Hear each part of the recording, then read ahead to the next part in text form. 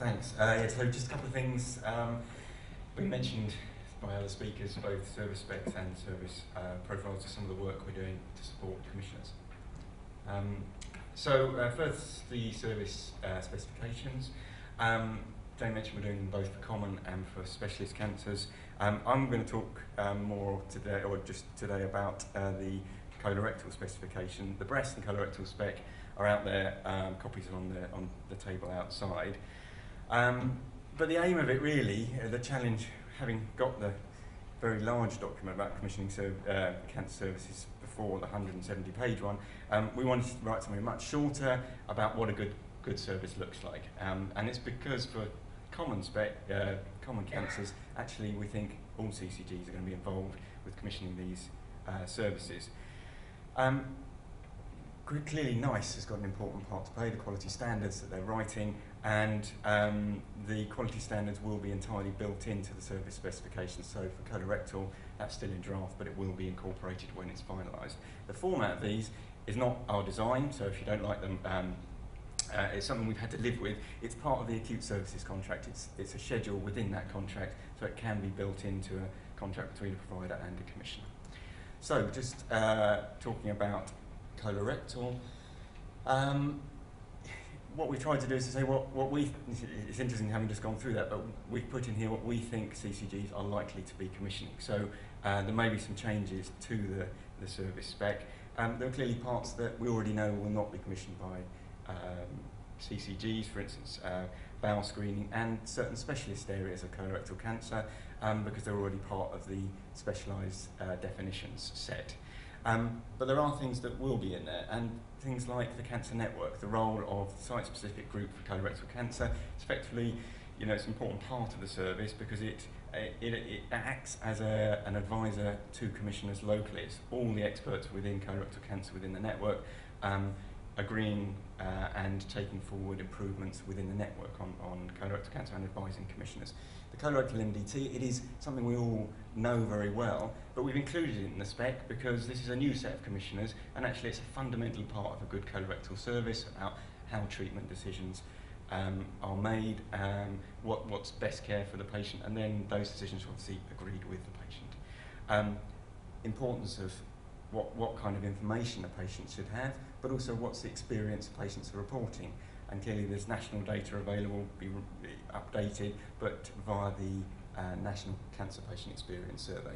There's an important contribution to prevention that a secondary care service for colorectal provides.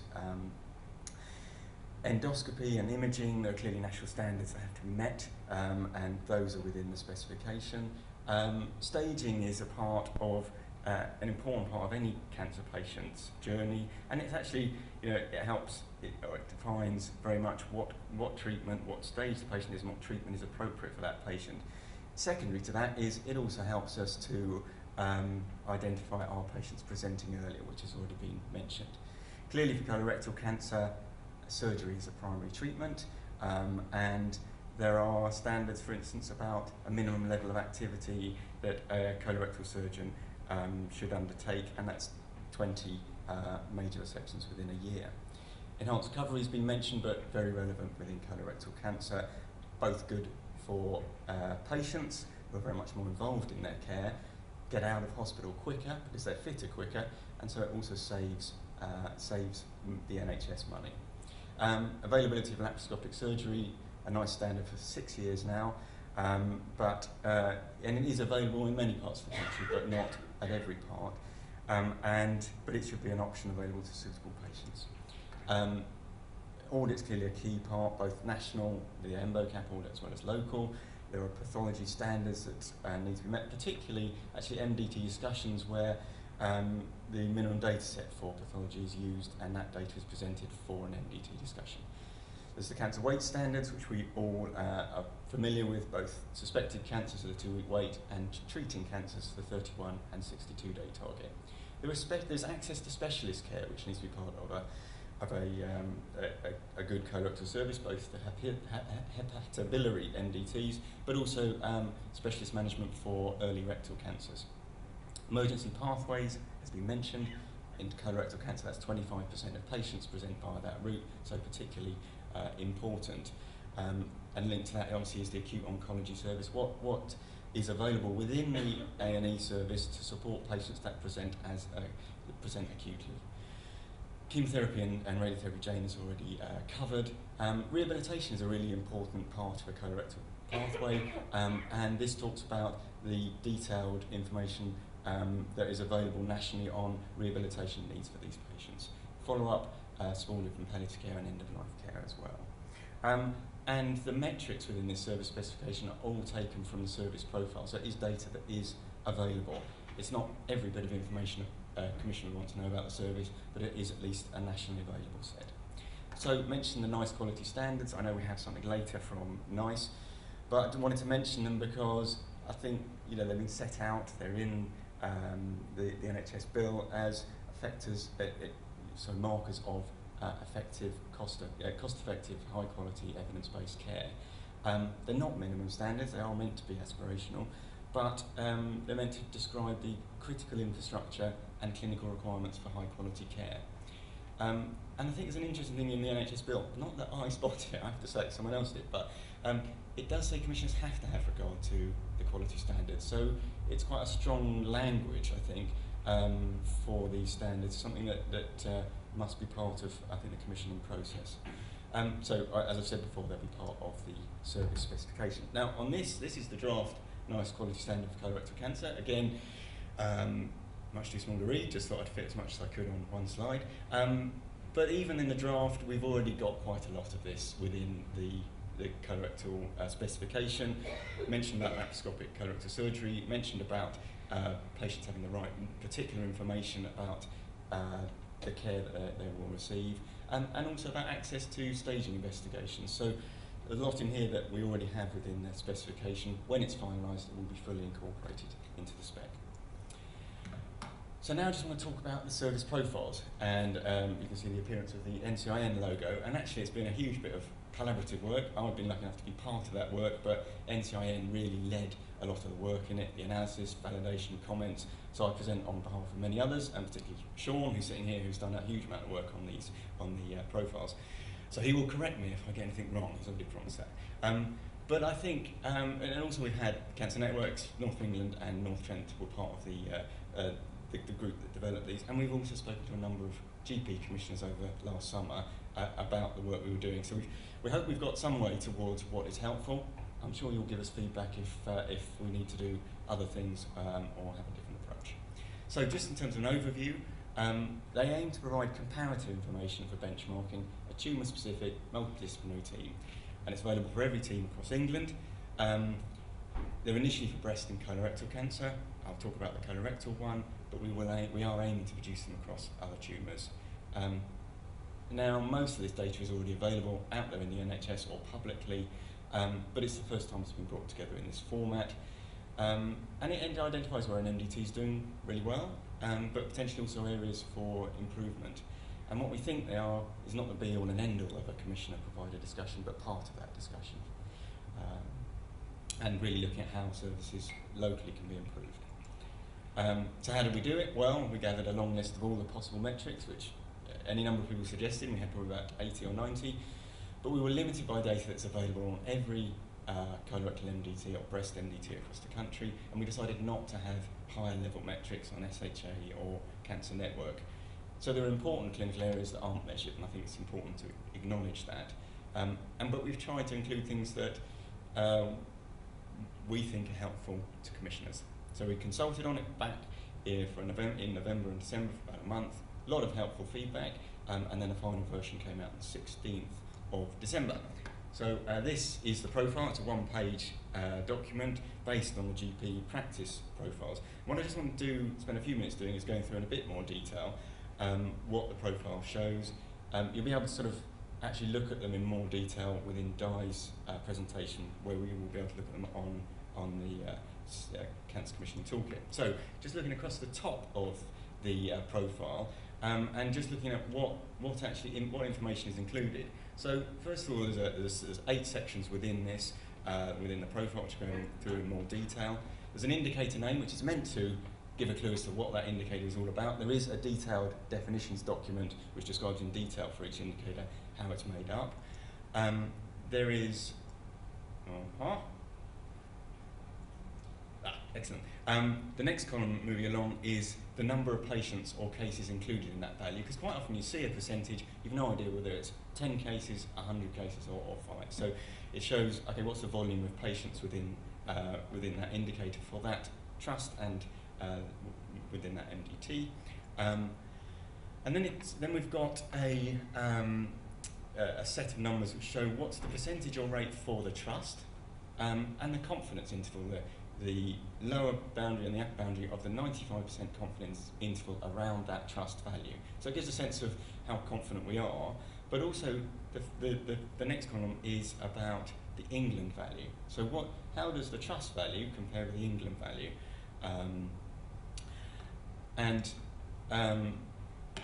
Then we have got a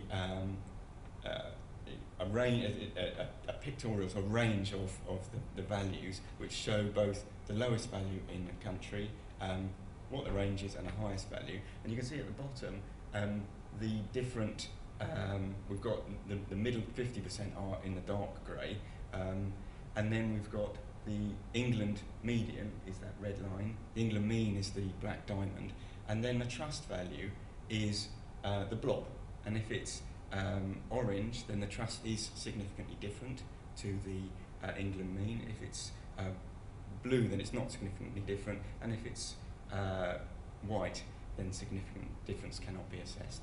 So, and how we do that is simply looking at, does the 95% confidence interval, which is the range of values around the trust value, does the England mean sit within that or not? And that defines whether it's significantly different or not. And then finally, on the far right-hand side, the source and period. So there's a lot of information on this one sheet, and it's worth spending a lot of time looking at it, I think. Talks a bit about the confidence intervals. So it aims to identify what the uncertainty is around a particular value. I think it's important to say we've got 36 metrics on here. It's a 95% confidence interval, so you're going to get some that are statistically significant anyway through chance, given that number of indicators.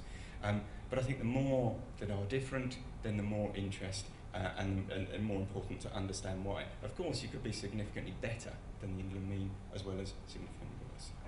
So just looking at the metrics themselves, the first couple of metrics are just saying, what's the size of this MDT? How does it compare with other MDTs around the country? And we've done this by saying how many patients were treated for cancer within a year. And that's as reported on the Cancer Waiting Times database. Then there's a second metric, which is also the number of patients treated within a year, but these are where they've also been recorded by the Cancer Registry. So they will be different numbers, but the reason we've included the second metric is it's used as a denominator for the second section of indicators, which is the demographic section. And if I just talk about those indicators really are trying to say, before you look at what the indicators are showing, what kind of patients actually does this MDT manage? Are they particularly elderly? Have they got particularly late stage? Are they particularly male? I don't know how much difference that would make. Are they income deprived? So what we've tried to do is use all the national data we have available on the particular patients that are treated in that organisation, or in that MDT, and create a demographic section. So what we found from the GP practice profiles was that was a good way into these profiles before you get to some of the more detailed stuff to understand what kind of patients are being managed. Then we look at metrics around the specialist team. This is mainly around cancer peer review, which we've heard about. Does the specialist team have full membership? We already talked about how important that is.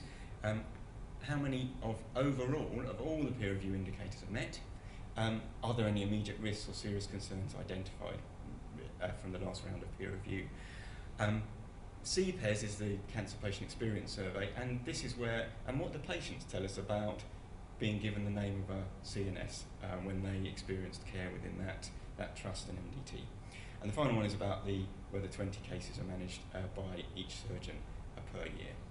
And then there's a section on throughput, how many patients come via the 2-week wait, how many patients come into the trust via an emergency admission. Now this is not just new patients, but it's any patient with a breast cancer diagnosis is admitted at that organisation. And how does that compare with other organisations? and then patients referred via the screening service. There's a section on cancer waiting times, 2-week wait, 62-day target, which is from urgent GP referral to treatment, and 31-day target flow from decision to treat to starting treatment. And then there's a series that we call practice. So for colorectal cancer, because I think probably all of those I've listed above could be across any tumour site, any MDT. Practice are particularly around the particular tumour. Patients that are treated laparoscopically. This is data that's readily available from HES. Patients that are resected for liver metastases. So this is again about what's the access like for this MDT to some specialist treatment. Data from the national audit, the MCAT, about patients receiving a major surgical resection, and then length of stay, both for elective patients and for emergencies. And the final set is outcomes and recovery, which is patients readmitted within 28 days of being discharged after elective surgery. New to follow-up ratios for patients, and there is an indicator there for patients treated surviving 1 year.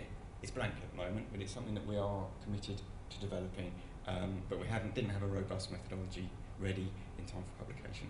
And then patients that die within 30 days of surgery. That's previously published data, but it's also within here.